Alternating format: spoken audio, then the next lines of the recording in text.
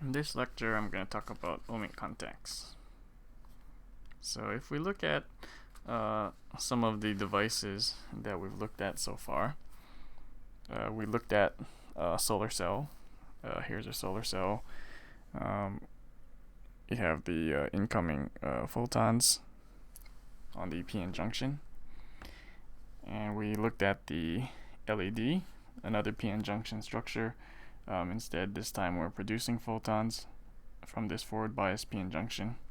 But if we look at both types of devices, we have something that we've been ignoring up until now, and that's these metal contacts here and here. So I need to get current out of the semiconductor structure, so I have a metal contact here on the N-type material, a metal contact on the P-type material.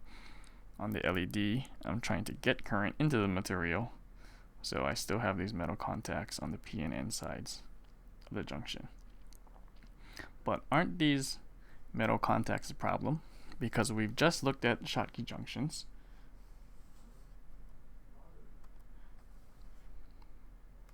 So here's the energy band diagram for the Schottky junction. And there's a potential barrier here from the metal, for electrons going from the metal to the semiconductor, and another potential barrier here for electrons going from the semiconductor to the metal. So these potential barriers means that there's voltage dropped across this junction. And we don't, in our solar cell and our LED, we don't want to drop any voltage across these metal contacts. We want to get either as much voltage as possible out of the solar cell structure into our load resistor, or for the LED, as much voltage from our source going to create the current through that junction. So that's why we want ohmic contacts.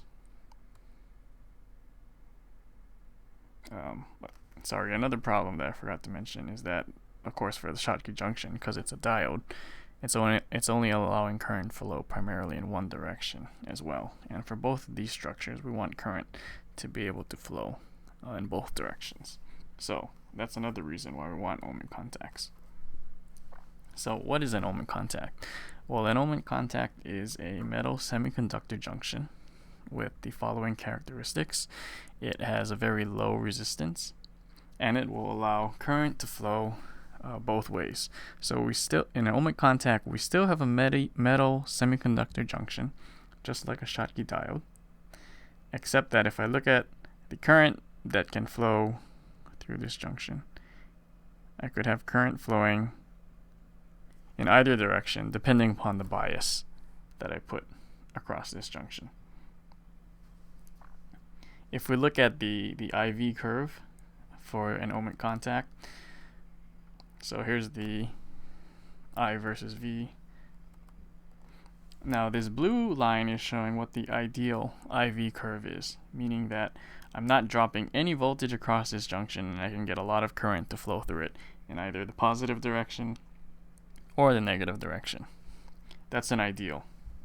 This is the ideal case.